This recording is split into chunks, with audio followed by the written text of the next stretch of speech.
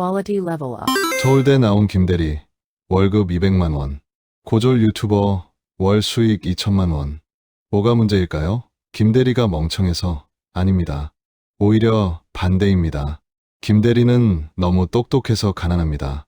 이 영상은 똑똑해지는 법을 말하지 않습니다. 이미 똑똑한 여러분이 왜 돈 앞에서 계속 같은 자리에 머무는지를 설명합니다. 위로도 아니고 동기부여도 아닙니다. 지능이 자본으로 전환되지 못하는 심리적 병목을 해부하는 시간입니다. 이 영상을 끝까지 보시면 왜 똑똑한 사람들이 구조적으로 돈을 못 버는지 그 7가지 함정을 명확히 알게 되실 겁니다. 그리고 더 중요한 건 여러분의 지능을 노동이 아니라 자산으로 바꾸는 사고 전환법까지 가져가실 수 있습니다. 혹시 지금 나는 분명 실력이 있는데 왜 돈은 못 버는 걸까? 라는 생각이 드신다면 이 영상이 여러분 인생의 전환점이 될 수 있습니다. 자, 시작하겠습니다.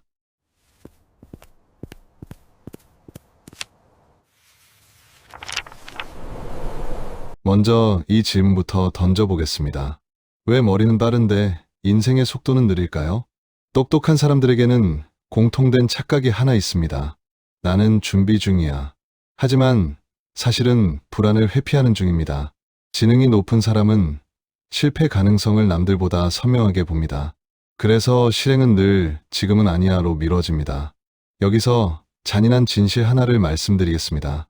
돈의 세계는 완벽한 실행이 아니라 불완전한 실행에게 먼저 보상합니다. 당신이 계산하는 동안 누군가는 이미 틀린 답으로 돈을 벌고 있습니다. 행동경제학자 베리 슈워츠는 그에 져서 선택의 역설에서 이렇게 말했습니다. 선택지가 많을수록 결정은 어려워지고 만족도는 낮아진다.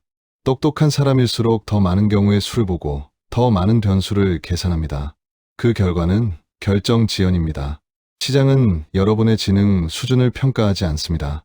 시장은 교환의 게임이고 타이밍의 게임입니다.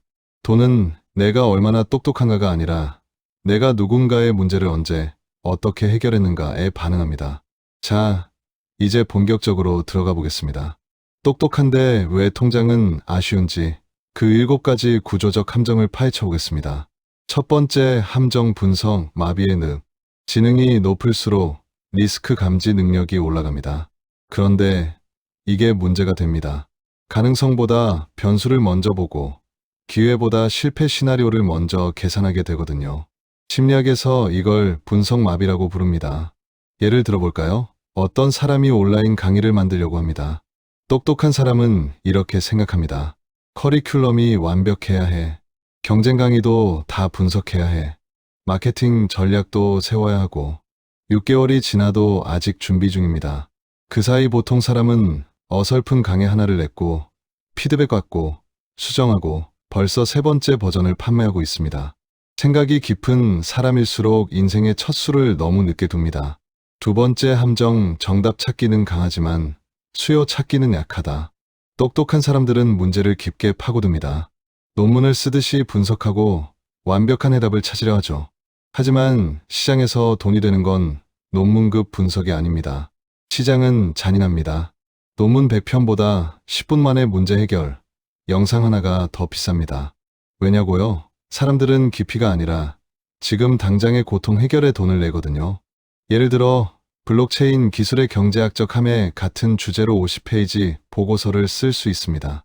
엄청난 지적 성취죠. 하지만 챗 GPT로 이력서 10분 만에 쓰기, 튜토리얼이 100배 더 많은 돈을 법니다. 왜일까요? 후자가 사람들의 구체적인 고통을 정확하게 겨냥했기 때문입니다. 세 번째 함정 지적 오만과 시장의 괴리. 솔직히 물어보겠습니다.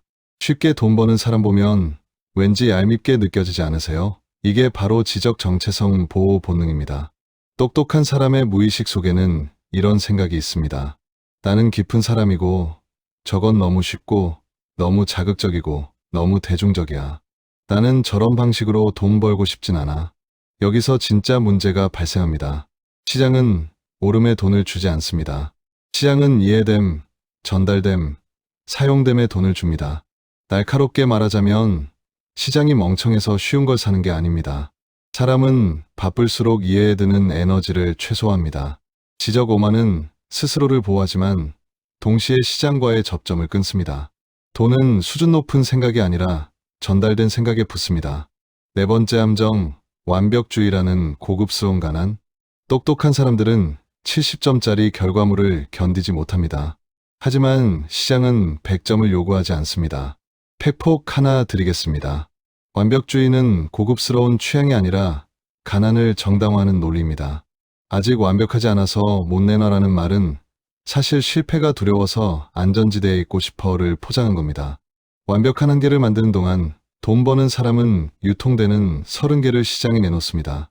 그리고 그 30개 중에서 시장 반응을 보고 개선합니다. 돈은 완성도가 아니라 출시 속도와 반복에 반응합니다. 다섯 번째 함정, 내가 옳다가 강할수록 설득이 약해진다. 똑똑한 사람들은 종종 이렇게 생각합니다. 내 제품이 좋으면 알아서 사람들이 돈을 내겠지. 이건 치명적인 착각입니다. 심리학자 로버트 치알디니의 연구에 따르면 사람들은 제품의 객관적 품질보다 맥락, 감정, 신뢰에 따라 구매 결정을 합니다. 세일즈는 속임수가 아닙니다. 세일즈는 가치 전달의 언어화입니다. 여러분의 제품이 아무리 좋아도 그 가치를 상대방이 이해할 수 있는 언어로 번역하지 못하면 돈으로 연결되지 않습니다. 지능은 나를 특별하게 만들지만 시장은 특별함보다 접근성을 삽니다. 여섯 번째 함정, 가격을 못 매긴다. 돈 이꼴 평가라는 감정 공식. 똑똑한 사람들이 돈을 불편해하는 진짜 이유가 있습니다. 돈을 받는 순간 내 가치가 숫자로 환산되는 느낌이 들거든요. 나는 시간당 5만 원짜리 사람인가? 이런 생각이 자존심을 건드립니다. 여기서 사고 전환이 필요합니다. 돈은 나의 가치가 아니라 내 사고가 실제로 누군가에게 도움이 됐다는 영수증입니다. 가격은 도덕이 아니라 포지셔닝입니다. 돈 버는 사람들은 나를 팔지 않습니다. 고객의 결과, 즉 변화를 팝니다. 저는 10년 경력 컨설턴트입니다가 아니라 당신의 매출을 3개월 안에 30% 높여드립니다로 말하는 겁니다. 일곱 번째 함정, 제너럴리스트의 저주, 너무 많은 걸 잘해서 아무것도 팔지 못한다. 똑똑할수록 여러 가지를 다 잘합니다. 그런데 이게 문제가 됩니다. 분야가 좁혀지지 않으니까 시장에서 이 사람이 누구인지 모호해지는 거죠. 마케팅에 철칙이 있습니다. 모든 사람을 위한 제품은 아무도 사지 않는다. 시장은 똑똑한 사람보다 명확한 사람을 삽니다. 이 사람은 스타트업 초기 브랜딩 전문가다. 이 사람은 40대 여성 다이어트 코치다. 이렇게 한 문장으로 정체성이 명확해지는 순간부터 돈이 붙기 시작합니다. 자, 그럼 이제 해결책으로 넘어가 보겠습니다. 어떻게 하면 똑똑함을 노동이 아니라 자산으로 바꿀 수 있을까요? 핵심은 기술이 아니라 심리적 태도 전환입니다. 전환 1. 나는 일하는 사람에서 나는 구조를 만드는 사람으로. 가난한 똑똑함은 이렇게 생각합니다. 내가 직접 잘해야 돈이 된다. 1시간 일하면 1시간치 돈을 받는 구조죠. 이건 노동입니다. 돈 되는 똑똑함은 이렇게 생각합니다. 내 사고가 반복되게 만들면 돈이 된다. 한 번 만든 콘텐츠가 1000번 재생되고 한 번 설계한 시스템이 100명에게 판매되는 구조를 만드는 겁니다. 지능은 일회성 성과가 아니라 복제 가능한 구조일 때 자산이 됩니다. 여러분의 지식을 강의로, 템플릿으로, 자동화된 서비스로 만드세요. 여러분이 자는 동안에도 돈이 들어오는 구조를 설계하세요. 전환이 높은 기회비용의 함정 탈출하기. 많은 똑똑한 사람들이 빠지는 함정이 있습니다. 나는 지금 안정적으로 월 500만 원을 버는데 불확실한 사업을 시작할 이유가 있을까? 이걸 똑똑한 중산층의 함정이라고 부릅니다. 지금은 안전합니다. 하지만 미래는 정체되어 있고 자본은 축적되지 않습니다. 10년 후에도 여전히 월급으로만 살고 있을 겁니다. 여기서 필요한 건 둘 중 하나가 아니라 둘 다의 전략입니다. 안정적 수입은 유지하되 주말과 퇴근 후 3시간을 자본 축적 시험에 투자하는 겁니다. 1년 동안 12개의 작은 프로젝트를 시험하세요. 그중 하나가 월 100만 원을 만들면 그게 여러분의 새로운 출발점이 됩니다. 전환 3. 완벽주의 차단 장치 설치하기. 가장 중요한 전환입니다. 출시 후 개선을 규칙으로 박으세요. 버전 1.0은 항상 부끄럽습니다. 그게 정상입니다. 여기서 똑똑한 사람과 돈 버는 사람의 결정적 차이를 발견했습니다. 똑똑한 사람은 시장에 내놓기 전까지는 내 것이 아니다 라고 생각합니다. 그래서 계속 서랍에 넣어둡니다. 반면 돈 버는 사람은 시장에 내놓은 순간부터 내 것이 된다라고 생각합니다. 왜냐하면 그때부터 피드백으로 성장하니까요. 똑똑한 사람은 준비로 자존감을 지켜야 하고 돈 버는 사람은 출시로 자존감을 키웁니다. 구체적인 방법을 드리겠습니다. 오늘부터 70% 룰을 적용하세요. 70% 완성되면 무조건 출시합니다. 그리고 시장의 반응을 보면서 30%를 채워나가는 겁니다. 이게 진짜 성장입니다. 자, 오늘 우리가 이야기한 내용을 하나로 정리하겠습니다. 지능은 엔진의 마력입니다. 하지만 돈은 그 차를 어디에 세우느냐의 문제입니다. 여러분은 이미 충분히 강력한 엔진을 가지고 있습니다.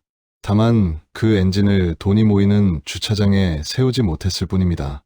돈은 여러분이 얼마나 똑똑한가를 측정하는 시험이 아닙니다. 돈은 여러분이 누군가의 문제를 얼마나 정확하게 파악하고 그 해결책을 매력적으로 설계하고 효과적으로 전달하고 실제 거래로 완결시키는가를 측정하는 게임입니다. 고대 로마의 철학자 세네카는 이렇게 말했습니다. 우리는 짧은 인생을 받은 것이 아니라 그것을 낭비하고 있을 뿐이다. 여러분의 똑똑함을 서랍 속에서 늙게 하지 마세요. 불완전해도 괜찮습니다. 지금 당장 시장에 내놓으세요. 오늘 영상이 여러분의 사고를 전환하는 계기가 되었다면 좋아요. 구독 부탁드립니다. 여러분의 지능이 제대로 된 자본으로 전환되는 그날까지 저는 계속해서 이런 냉철한 통찰을 나누겠습니다. 기억하세요. 당신이 계산하는 동안 세상은 이미 움직이고 있습니다. 여러분은 이미 충분히 똑똑합니다. 이제 그 똑똑함을 시장이라는 무대로 꺼내놓을 시간입니다. 여러분의 성공을 응원합니다. 감사합니다.